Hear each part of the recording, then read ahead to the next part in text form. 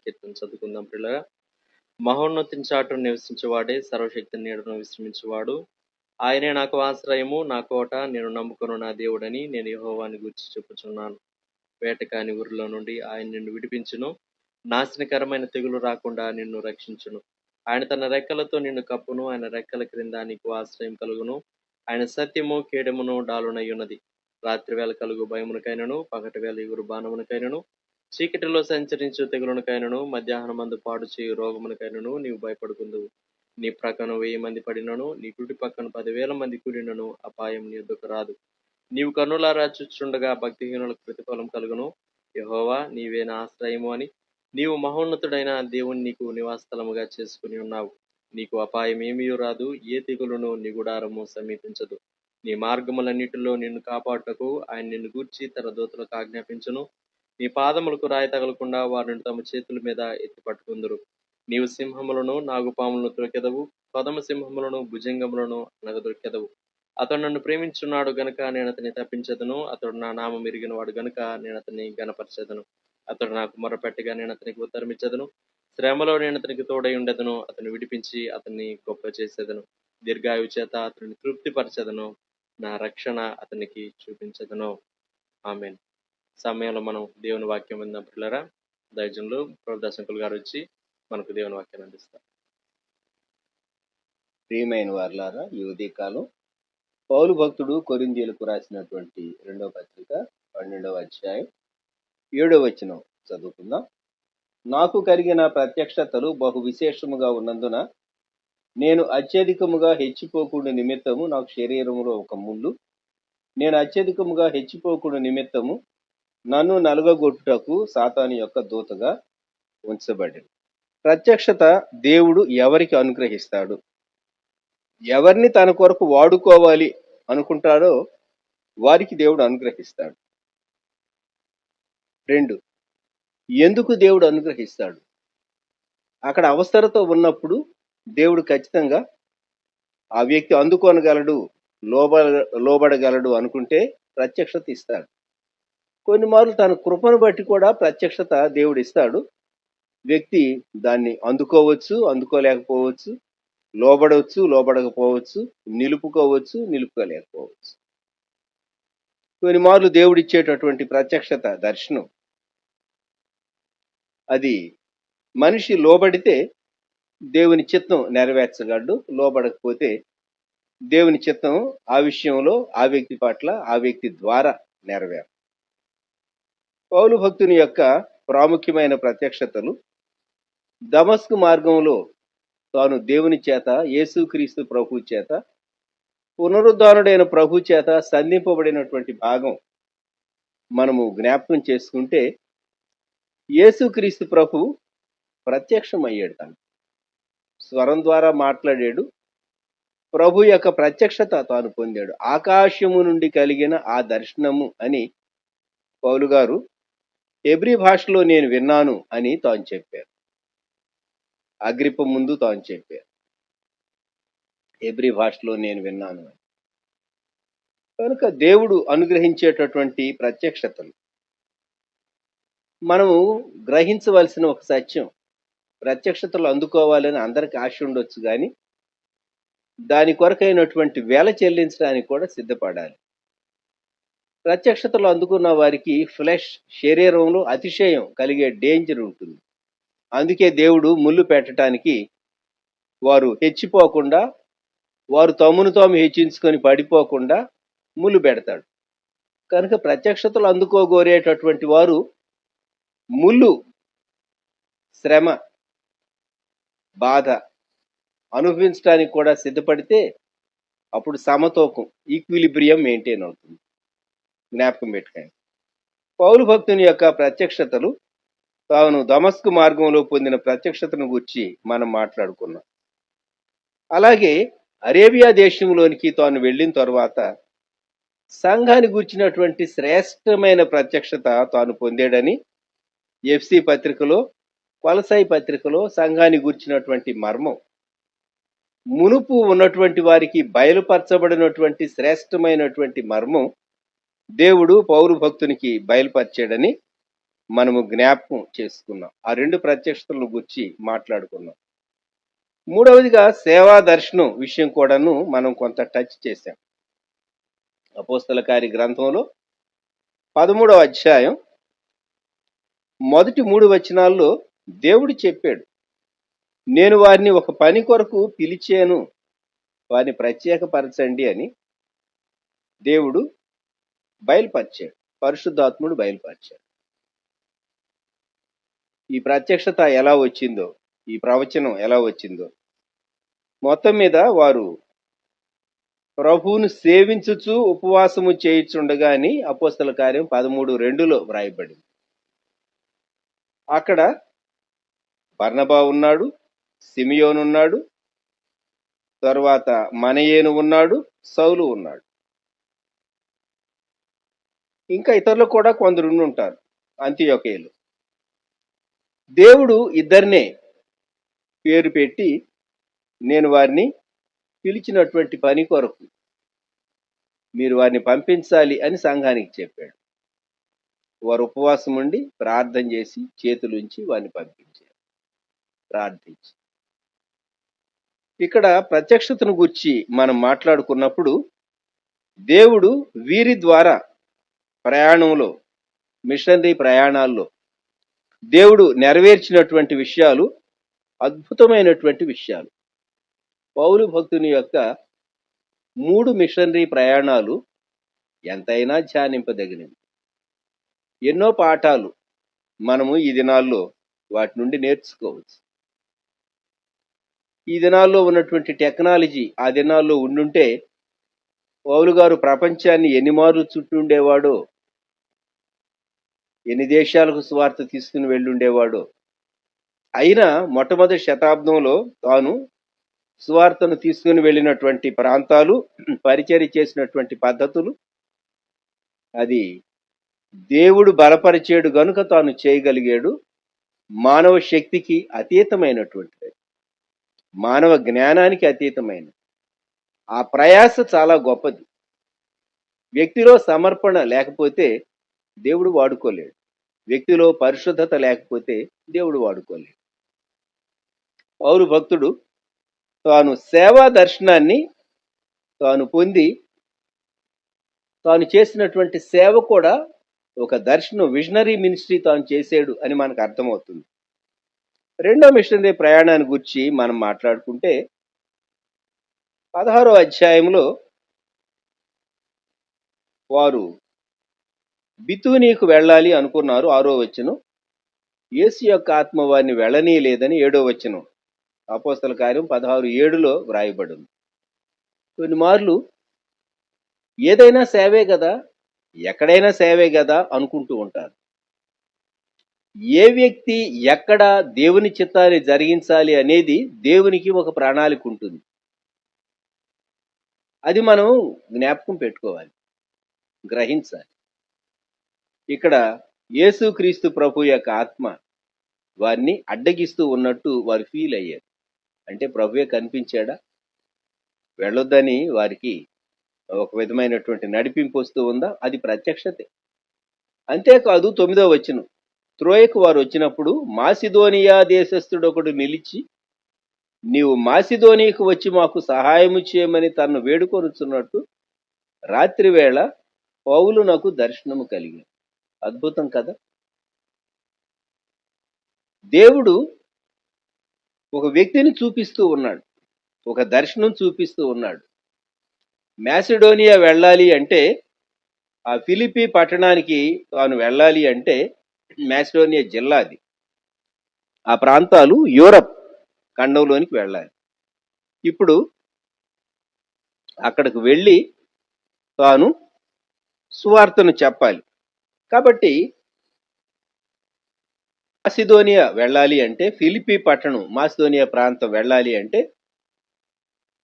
అది చాలా ధైర్యంతో కూడింది, రిస్కీ. అయినా దేవుడు వారిని తీసుకుని వెళ్ళాడు. కనుక వారు ప్రయాణాల్లో, ముఖ్యంగా పరిచర్య కొరకు వారు చేసినటువంటి ప్రయాణాల్లో దేవుడు చాలా స్పష్టమైనటువంటి నడిపింపుతో వారిని తీసుకుని వెళ్ళాడు. 27వ అధ్యాయంలో 23, 24 వచనాల్లో మనం జ్ఞాపకం చేసుకున్నటువంటి మాట. వారు ఇటలీ వెళ్ళేటటువంటి ప్రయాణంలో జరిగిన సంభవం.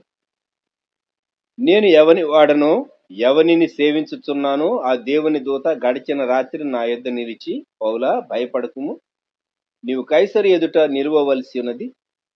ఇదిగో నీతో కూడా ఓడలో ప్రయాణమైపోవచ్చున్న వారిని అందరినీ దేవుడు నీకు అనుగ్రహించి ఉన్నాడని నాతో చెప్పాను.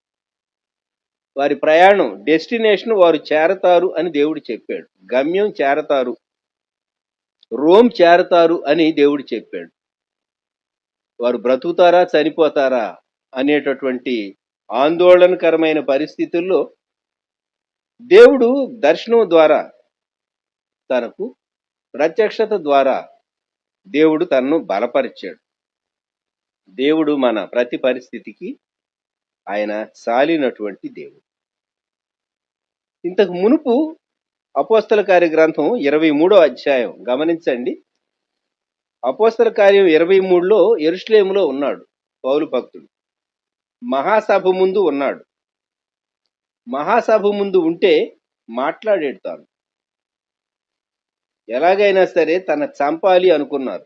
23:12 ఉదయమైనప్పుడు యూదులు కట్టుకట్టి తాము పౌలును చంపు వరకు అన్నపానములు పుచ్చుకొనమని ఒట్టు పెట్టుకొనిరి. ఇటువంటి పరిస్థితుల్లో పైన 11వ వచనంలో ప్రభు ఇచ్చినటువంటి ప్రత్యక్షత, ఆ రాత్రి ప్రభు అతని యొద్ద నిలుచుండి, ధైర్యముగా ఉండుము, యెరూషలేములో నన్ను గూర్చి నీవేలాగు సాక్ష్యం ఇచ్చితివో అలాగున రోమాలో కూడా సాక్ష్యం ఇవ్వవలసి ఉన్నదని చెప్పాను. కొన్నిసార్లు మన శక్తి, మన జ్ఞానం, మన ప్రణాళిక అన్ని ప్రక్కన పెట్టాలి. పౌలు నేను ఒంటరి వాడిని అని ఒకవేళ ఆ ఫీలింగ్ తనకు వస్తూ ఉన్నదేమో. అయితే దేవుడు తనతో మాట్లాడుతూ ఉన్నాడు. నీవిక్కడ ఎలాగూ ధైర్యంగా చెప్పేవో అలాగూ నీవు రోమ్లో కూడా చెప్పవలసి ఉన్నది. రోమ్లో కూడా చెప్పవలసి ఉన్నది. ప్రత్యక్షత అనేది ఒక వ్యక్తి యొక్క మనస్సును బలపరుస్తుంది, ఆత్మను ఉజ్జీవింపజేస్తుంది. జ్ఞాపకం పెట్టుకుందాం. ఇంకా మనం అపోస్తల కార్య గ్రంథంలో ముందు తన మిషనరీ ప్రయాణాల్లోనికి వస్తే 17వ అధ్యాయంలోనికి వద్దాం. 17వ అధ్యాయంలో 6వ వచనం. దెస్సలోనికలో వారు ఉన్నప్పుడు వారికి ఒక బిరుదు వారి విమర్శకులు, వారిని క్రిటిసైజ్ చేసేవారు ఇచ్చారు. ఏమన్నారంటే, భూలోకమును తలక్రిందు చేసిన వీరు ఇక్కడికి కూడా వచ్చి ఉన్నారు. వీరిలో ఉన్నటువంటి దేవుని శక్తి, దేవుని ఆత్మ వ్యక్తుల జీవితాలను తాకి వారిని మార్చి వేస్తూ ఉన్నది. ఈ దినాల్లో ఈ శక్తి కొరవడుతూ ఉన్నది. ఎందుకో చెప్పమంటారా? మనుష్యులు మీడియాకు చాలా బాగా ఎడిక్ట్ అయ్యి వారి ఆత్మకు క్షేమం కలిగించనివి, వారి మనస్సుకు ఏదో తాత్కాలికంగా కొంత ఇన్ఫర్మేషన్ ఇచ్చేవి విస్తారంగా చూస్తూ ఉన్నారు. వారి ఆత్మకు ఏం ప్రయోజనం లేదు. వారి మనసుకు ఏవో కొన్ని సంగతులు తెలుస్తాయి. వారి సమయం వృధా అవుతుంది, వారి ఆత్మ బలహీనం అవుతుంది. గమనించండి. భూలోకాన్ని తలక్రిందులు చేసే శక్తి ఎలాగొచ్చింది? దేవుడు వారికి ఇచ్చినటువంటి పని గుర్చిన నిశ్చయత వీరు కలిగి ఉన్నారు. కనుక మనము గ్రహించవలసినటువంటి విషయాలు, మన జీవిత ప్రతి పరిస్థితికి, మన జీవిత ప్రయాణాలకు ఆయన చాలిన వాడు, మన ప్రతి పరిస్థితికి ప్రభు చాలినటువంటి వాడు. ఆయన పౌలును అలాగూ దర్శనాలు ఇచ్చి బలపరిచాడు. సేవకులకే దర్శనాలు ఇస్తాడండి, నాకు ఇవ్వడు అని అనుకోకు. వ్యక్తిగతంగా నీకేది అవసరమో నీకు ఆ దర్శనం ప్రభు ఇస్తాడు. కొన్ని మార్లు నీవు ఒక ప్రయాణం చేయాలని సిద్ధపడుతూ ఉంటావు. దేవుని ఆత్మ నిన్ను ఆపివేసింది అనుకోండి, ఆగిపోవటం మంచిది. లిబర్టీ రావటం లేదు. వెళ్ళాలి అని స్వాతంత్రం ఆత్మలో ఫీల్ చేయటం లేదు. ఆగిపోతే మంచిది.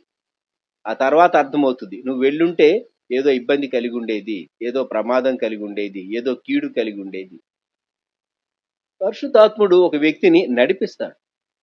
ప్రయాణాల్లో ఏమి, మన నివాసంలో కూడా పౌలు భక్తుని గురించి అపోస్తల కార్య గ్రంథం ఆఖరి అధ్యాయంలో తాను రోమ్ చేరాడు, రోమ్లో ఉన్నాడు. 28:16 ఉన్నది. ప్రత్యేకంగా ఉండటానికి తనకు పర్మిషన్ ఇచ్చారు. మేము రోమాకు వచ్చినప్పుడు పౌలు తనకు కావలి ఉన్న సైనికులతో కూడా ప్రత్యేకముగా ఉండుటకు సెలవు పొందెను. పౌలు భక్తుని కలిగినటువంటి ఒక దర్శనాన్ని గురించి మనము జ్ఞాపకం చేసుకోబోతూ ఉన్నాం. ఒక ప్రత్యక్షత. 1 కొరింథీ 11:23 నేను మీకు అప్పగించిన దానిని ప్రభు వలన పొందితిని అన్నాడు. ఇది ప్రభురాత్రి భోజనాన్ని గురించి లేక ప్రభు బలను గుర్చినటువంటి విశేషమైనటువంటి ప్రత్యక్షత. జ్ఞాపకం పెట్టుకుందాం, విశేషమైన ప్రత్యక్షత. కొందరు ఏం లేదండి, రొట్టె రసం యేసు ప్రభు ప్రేమకు సూచన, చాలా సింపుల్ గా ప్రభు భోజనాన్ని గురించి చాలా సింపుల్ గా మాట్లాడుతూ ఉంటారు కొందరు విశ్వాసం. ఒకవేళ వారి అభిప్రాయమే కరెక్ట్ అయితే 29-30 ప్రభు శరీరమని వివేచింపక తిని త్రాగువాడు తనకు శిక్షావిధి కలుగుటకే తిని త్రాగుతున్నాడు. ఇందువల్లనే మీలో అనేకులు బలహీనులను రోగులునై ఉన్నారు, చాలా మంది నిద్రించుతున్నారు. ఎందుకు రాశాడు పౌలు భక్తుడు ఈ మాట? భక్తుడు మార్టిన్ లూథర్ తన ప్రశ్నోత్తరిలో ప్రభు భోజనాన్ని గూర్చి, ప్రభు సంస్కారాన్ని గూర్చి తాను వాడినటువంటి 3 పదాలు ఇన్, విత్, అండర్. రొట్టెలో, రొట్టె ద్వారా, రొట్టె నుండి. ఇవి సాధనాలు, కృపా సాధనాలు. రొట్టె, ద్రాక్షారసం అనేది మనము ప్రభువును అనుభవించడానికి. In, with, under. రొట్టెలో, రొట్టెతో, రొట్టె ద్వారా, అలాగూ రసముతో, రసములో, రసము ద్వారా అనేటటువంటి భావం భక్తుడు మార్టిన్ లూథర్ వెలుగుచ్చారు. కనుక మనము జ్ఞాపకం పెట్టుకోవాల్సింది, ఈ రొట్టె రసము లోపలికి వెళ్ళి ప్రభు శరీరంగా మారతాయి అని కాదు. అది ఒక ప్రత్యేకమైన సిద్ధాంతం. మొదటి శతాబ్దాల్లో మనుషులను ఇవి నిజమైన ప్రభు శరీరంగా మారతాయి అని కట్ చేసి వాళ్ళ డైజెస్టివ్ సిస్టాన్ని ఎగ్జామిన్ చేశారని కొందరు అంటూ ఉంటారు వేదాంతులు. మనం ఆ ఎక్స్ట్రీమ్కి వెళ్ళటం లేదు. ప్రభు యొక్క ఆత్మీయ శరీరాన్ని, ఆత్మీయ రక్తాన్ని మనం అందుకుంటాం రొట్టె ద్వారా, రసము ద్వారా. ఇన్, విత్, అండర్, ఈ 3 పదాలు దయచేసి జ్ఞాపకం పెట్టుకుందాం. మనం యేసు ప్రభు ప్రేమ సూచనలు మాత్రమే అంటే, ప్రేమ సూచనలు కొంచెం అయోగ్యంగా తీసుకుంటే చచ్చిపోయే అంత పనిష్మెంట్ దేవుడు ఇవ్వాలా? ఎవరైనా మనకు గిఫ్ట్ ఇచ్చారు, ఆ గిఫ్ట్ మనము రిజెక్ట్ చేసాము, లేక ఆ గిఫ్ట్ సరిగా రిసీవ్ చేసుకోలేదు, అంత మాత్రం చేత ఎదుటి వ్యక్తి మీద చంపబడే అంత తీర్పు రావటం న్యాయమేనా? న్యాయం కాదు కదా. కనుక ప్రభు సంస్కారాన్ని గూర్చి, ప్రభు భోజనాన్ని గూర్చి మనము లోతైన రీతిగా గ్రహించవలసి ఉన్నది. పౌలు భక్తుడు నేను మీకు అప్పగించిన దాన్ని ప్రభు వలన పొందితిని అన్నాడు. ఇది గొప్ప ప్రత్యక్షత. తరువాత పౌలు భక్తుడు చెప్పినటువంటి వాటిల్లో ఒక శ్రేష్టమైనటువంటి విషయం, దశలోనిక 4:13-18 వరకు, నిరీక్షణ లేని ఇతరులాగా మీరు దుఃఖపడకూడదు. ఎందుకంటే 14 యేసు మృతి పొంది తిరిగి లేచినని మనము నమ్మిన ఎడల అదే ప్రకారము యేసునందు నిద్రించిన వారిని దేవుడు ఆయనతో కూడా వెంట పెట్టుకుని వచ్చు. పునరుద్ధానాన్ని గుర్చినటువంటి అనేక విషయాలు, భక్తుల యొక్క పునరుద్ధానం, విశ్వాసుల యొక్క పునరుద్ధానం, జీవ పునరుద్ధానాన్ని గూర్చి యేసుక్రీస్తు ప్రభువారు రాకడలో ప్రత్యక్షమైనప్పుడు వాటిని గూర్చి పేతురు తన 2వ పత్రికలో వ్రాసాడు. పేతురు వ్రాసిన 2వ పత్రిక 3వ అధ్యాయం 10వ వచనంలో మనం ఏం చదువుతామంటే, ప్రభు దినము దొంగ వచ్చినట్లు వచ్చును, ఆ దినమున ఆకాశములు మహాధ్వనితో గతించిపోవును, పంచభూతములు మిక్కటమైన వేండ్రముతో లయమైపోవును. ప్రభు రాకను గురించి తాను వ్రాసాడు, కానీ మొదటి దశలోనిక 4:13 నుండి ఈ భాగం మనకు అర్థం కాదు. ఈ వివరణ అక్కడ మనకు దొరకదు. అలాగే యేసుక్రీస్తు ప్రభువారు యోహాను సువార్తలో శిష్యులతో మాట్లాడుతూ 14వ అధ్యాయం 3వ వచనంలో చెప్పినటువంటి మాట, నేను వెళ్ళి మీకు స్థలము సిద్ధపరిచిన ఎడల నేనుండు స్థలములో మీరును ఉండులాగున మరల వచ్చి నా యొద్ద ఉండుటకు మిమ్మును తీసుకొని పోవుదును అన్నాడు. ప్రభువారు మరలా వస్తానని చెప్పాడు.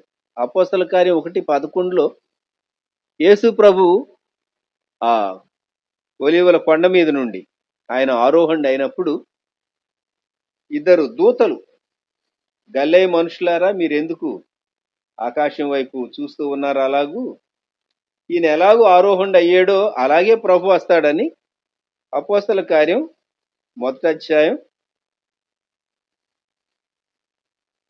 వచనంలో, గలిలయ మనుషులారా మీరెందుకు నిలిచి ఆకాశం వైపు చూస్తున్నారు? మీ యొద్ద నుండి పరలోకమునకు చేర్చుకొనబడిన ఈ యేసే ఏ రీతిగా పరలోకమునకు వెళ్తూ మీరు చూచితారో ఆ రీతిగానే ఆయన తిరిగి వచ్చునని వారితో చెప్పారు. అది ఒలీవల వనము లేక ఒలీవల కొండ దగ్గర జరిగినటువంటి సంభవం. ఈ రోజు కూడా మౌంట్ ఆఫ్ ఎసెన్షన్ మనం చూడవచ్చు. మౌంట్ ఆఫ్ ఎసెన్షన్ అక్కడ కట్టబడినటువంటి దేవాలయం. యేసు ప్రభు కరెక్ట్ గా ఈ స్థలం నుండి ఆరోహణ అయ్యాడని ఒక స్థలాన్ని కూడా వారు లొకేట్ చేశారు. యేసు ప్రభు వారు తిరిగి వచ్చినప్పుడు పరిశుద్ధులతో వస్తాడు, ప్రభునందు నిద్రించిన వారు లేస్తారు అనేటటువంటిది మనకు ఇంత స్పష్టంగా పౌలు భక్తుడు దెసలోనిక సంఘానికి రాసిన మొదటి పత్రికలో చెప్పబడిన రీతిగా దానియేలు గ్రంథం చదివినా లేక ఇతర పత్రికలు చదివినా పౌలు గారివి కాక మనకు ఇంత స్పష్టంగా అర్థం కాదు. పౌలు భక్తుడు కొలసైలకు రాసినటువంటి పత్రిక 3వ అధ్యాయం 4వ వచనంలో ఈ మాట అంటాడు, మనకు జీవమై ఉన్న క్రీస్తు ప్రత్యక్షమైనప్పుడు మీరును ఆయనతో కూడా మహిమయందు ప్రత్యక్షపరచబడుదురు. కనుక ఈ రెండవ రాకను గురించి చెప్పాడు, రాశాడు కొన్ని. తీతుకు రాసినటువంటి పత్రిక 2వ అధ్యాయం 13వ వచనంలో సహా మహాదేవుడును మన రక్షకుడునైన యేసుక్రీస్తు మహిమ యొక్క ప్రత్యక్షత కొరకు ఎదురు చూచుచు అని వాడాడు. కానీ మొదటి దశలోనిక 4వ అధ్యాయం 13 నుండి 18 వరకు మాత్రం ఇది చాలా ప్రత్యేకమైనటువంటి ప్రత్యక్షత ద్వారా, రెవల్యూషన్ ద్వారా తాను గ్రహించింది. కనుక నేను స్పష్టం చేయాలనుకుంటుంది ఏంటంటే, ఒక సందేశం అందించాలన్నా దేవుని ప్రత్యక్షత అవసరం. అది చాలా ప్రాముఖ్యం మన జీవితంలో మనం గుర్తుంచుకోవాల్సి. పౌలు భక్తుడు చెప్పినటువంటి మాటలు ఏంటంటే, నాకు కలిగినటువంటి ప్రత్యక్షతలు విశేషముగా ఉన్నందున అని కొరింథీ సంఘానికి తాను రాసినటువంటి 2వ పత్రికలో స్పష్టం చేస్తూ వచ్చాడు. విశేష ప్రత్యక్షత, విశేషమైన ప్రత్యక్షత. ఈ ఉదయకాలం మనం ప్రభు వైపు చూద్దాం. దేవా, మా జీవితంలో మాకు అవసరమైనవి, మన కుటుంబ జీవితానికి, అలాగూ మన ఉద్యోగ జీవితం, కెరియర్లో, మన బిడ్డల విషయాలు, మనం తీసుకునే ప్రాముఖ్యమైన నిర్ణయాలు, కొన్ని మార్లు దేవుడు ఒక నడిపింపు మాత్రమే కాదు, ఇంకా బలమైనటువంటి ప్రత్యక్షత, స్పష్టమైనటువంటి ప్రత్యక్షత దేవుడు తన ప్రజలకు ఇవ్వగలిగినటువంటి వాడు. ఇది మనము జ్ఞాపకం ఉంచుకోవాలి. ప్రభువుని అడగండి, ప్రభువా నాకు కూడాను కొన్ని ప్రత్యక్షతలు అవసరాన్ని బట్టి నా ఆత్మీయ జీవితానికి, నా కుటుంబ జీవితానికి, నా ఉద్యోగ జీవితానికి, నా వ్యాపారానికి, నా సంఘ జీవితానికి, నా సామాజిక జీవితానికి అవసరమైనవి కొన్ని దయచేయి అని ప్రభువుని అడగండి. అవి మీ జీవితంలో చాలా ట్రెజర్డ్ ఎక్స్పీరియన్సెస్ గా, మెమరీస్ గా ఉంటాయి. జ్ఞాపకం పెట్టుకుందాం మనం. నాకు కలిగిన ప్రత్యక్షతలు అని తాను 3వ ఆకాశానికి వెళ్ళింది 2 కొరింథీ 12వ అధ్యాయంలో తాను 14 సంవత్సరాల తర్వాత బయట పెట్టాడు ప్రత్యక్షత. మనమైతే 14 నిమిషాలు కూడా, 14 గంటలు కూడా మనం ఆగలేం. ఒక ప్రత్యక్షత ఒకవేళ ప్రభువే మనకి ఇస్తే మనం చెప్పకుండా, షేర్ చేసుకోకుండా, అతిశయించకుండా మనం ఉండగలమా? ఆలోచించండి. 14 సంవత్సరాలు మూడవ ఆకాశానికి తాను వెళ్ళి చూచినటువంటి అనుభవాలు, మనుష్యుడు పలుకకూడనటువంటివి, పరదైసులోనికి కొనిపోబడి తాను చూచినటువంటి విషయాలు 14 సంవత్సరాల తర్వాత మెన్షన్ చేశాడు. అది కూడా అట్టి మనుష్యుని నేను ఎరుగుదును అన్నాడు. అట్టి మనుష్యుని గురించి నేను ఎరుగుదు. ఎంత చాలా బ్యూటిఫుల్ గా చెప్పాడు. మన జీవితంలో పౌరు భక్తుని యొక్క ప్రత్యక్షతలను గురించి ధ్యానం చేస్తే మనకు ప్రోత్సాహం కలుగుతుంది. ఈ ఉదయకాలం మనం ప్రభు వైపు చూద్దాం. నాకు ప్రత్యక్షత దయచేయి. తలలు వంచి కనులు మూసుకొని ప్రభు వైపు చూచి, ప్రియ ప్రభా, మీరు నాకు ప్రత్యక్షతను అనుగ్రహించండి. కొన్ని మార్లు ప్రత్యక్షతను బట్టి నేను అతిశయించకుండా నీవు నన్ను ఎలాగూ కరెక్ట్గా నీవు ఉంచాలో నీవు ఎరిగినటువంటి దేవుడు గనుక నీవే నేను తప్పిపోకుండా నన్ను సరైన మార్గంలో ఉంచండి అని ప్రభువుకి అప్పగించుకుందాం. మనం అతిశయించుకున్నట్లు కాపాడేటటువంటి దేవుడు ప్రత్యక్షత ఆయన అనుగ్రహిస్తాడు. బైబిల్లో నుండి, వాక్యంలో నుండి వాగ్దానం మాత్రమే కాకుండా స్వప్నంలో నుండి, దర్శనంలో నుండి స్వర ప్రత్యక్షత, ఇంకా భిన్నమైన రీతిగా ఆయన ప్రత్యక్షతలు అనుగ్రహించడానికి చాలినటువంటి వాడు. ఏ ప్రత్యక్షత అయినా వాక్యానికి సరిపోతుంది. వాక్యానికి సరిపోయిందే, నిలిచిందే నిజమైనటువంటి ప్రత్యక్షత. వాక్యమే గీటురాయి. వాక్యమే గీటురాయి. అయితే ప్రత్యక్షత వద్దు అని నీవు నీ మనసును క్లోజ్ చేసుకుంటే ప్రభు ఇవ్వడు. ప్రార్థన చేయి, ప్రియ ప్రభా, ఈ సమయంలో నా జీవితంలో నాకు కూడా ప్రత్యక్షతలు అనుగ్రహించు, ప్రత్యక్షతలు అనుగ్రహించు అని ప్రభువును ప్రార్థన చేయటం మంచిది. అబ్రహాముకు వాగ్దాన కుమారుడు పుట్టక మునిపే అబ్రహాము యొక్క వాగ్దాన సంతానం ఏ దేశములో ఎన్ని సంవత్సరాలు ఎలా నివసిస్తారో, ఎలా తిరిగి వస్తారో అబ్రహాముకు చూపించినటువంటి, మాట్లాడినటువంటి గొప్ప దేవుడు ఆయన. భవిష్యత్తును ఎరిగినటువంటి దేవుడు, వర్తమాన భూత భవిష్యత్ కాలములో ఉన్నటువంటి రక్షకుడు ప్రభు అయినటువంటి యేసుక్రీస్తు వారు సర్వములో సర్వమై ఉన్నటువంటి వాడు, సంఘమునకు శిరస్సు అయినటువంటి వాడు. ప్రార్థన చేద్దాం. ప్రియ ప్రభు, మీకు స్తోత్రాలు. ఈ సమయంలో వ్యూ చేసేటటువంటి మీ బిడ్డలను, వారి కుటుంబాలను ఆశీర్వదించండి, దీవించండి. కొన్ని ప్రత్యక్షతల గురించి మేము మాట్లాడుకున్నాం. ప్రియ తండ్రి, మా జీవితంలో మాకు సహా మీ ప్రత్యక్షతను, మీ కృపను బట్టి అనుగ్రహించడానికి తండ్రి మీరు గొప్ప దేవుడవు. మాకు అవసరమైనవి మాకు అనుగ్రహించండి. దేవా, మమ్మల్ని బలపరచండి. మీ ఆత్మతో మమ్మల్ని నడిపించండి తండ్రి. మేము వెళ్ళేటటువంటి ప్రతి పరిస్థితికి సాలినటువంటి మీ వాక్ ప్రత్యక్షత, అలాగే ఇతర ప్రత్యక్షతలు మీరు మాకు అనుగ్రహించి మమ్మలను బలపరచండి. యేసుక్రీస్తు ప్రభువు నామములో ప్రార్థిస్తూ ఉన్నాము తండ్రి, ఆమేన్. మన ప్రభు అయిన యేసుక్రీస్తు వారి కృప, దేవుని ప్రేమ, పరిశుద్ధాత్ముని అన్యోన్య సహవాసం సదాకాలము మనకు తోడై ఉండును గాక. ఆమేన్.